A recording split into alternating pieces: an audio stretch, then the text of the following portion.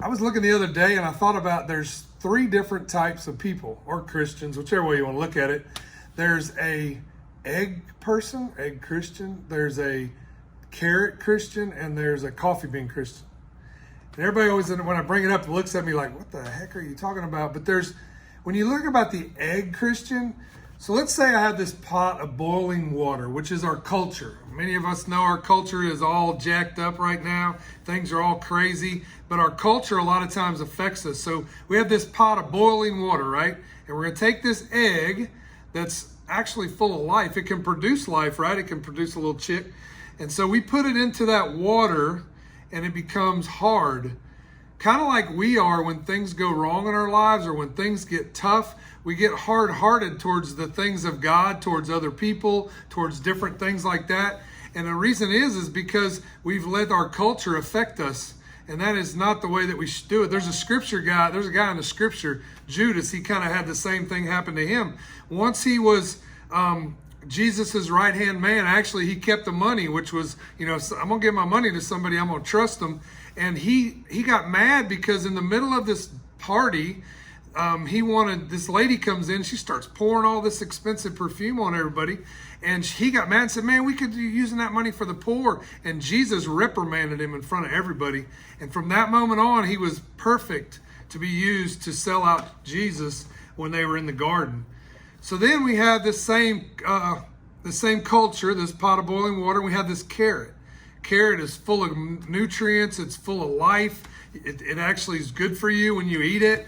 And then we put that into that water and it becomes mushy, becomes soft. It cooks all the nutrients out of it and the water turns orange and things happen. So that's another example of the culture, which is the hot water, affecting the carrot into what it needs to be. And that's how we are as people sometimes. We're all gung-ho for the next good thing. We're going to stand up for Jesus. We're going to stand up for our beliefs. We're going to stand up for all these things. But then the pressure comes, the hot water comes, and people start questioning us, and we get soft in our convictions.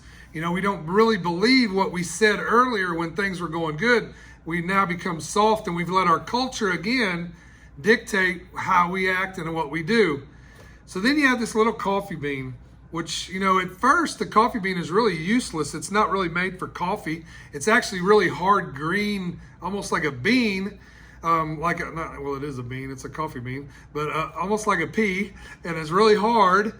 And you have to put it through fire, through roasting, in order to make it be used for what it was intended for. So it has to go through a fire, it has to go through, and I'm telling you, that is the worst stink that I have ever smelled when you drive by and they're roasting coffee beans. Many times like us, we stink when we're going through bad times because we want to whine and complain about it. So you take this coffee bean, you have that same culture, that hot water, and you take that coffee bean and you grind it. And you go through a grinding process, and then you add that to that water, and it changes the water into something really awesome, by the way. I don't know if I could actually wake up in the morning without my coffee, but that coffee changes the culture and not lets the culture change it. It had to go through that fire process. It had to go through the grinding process. So I don't know where you are in your walk. If I've been all of those things.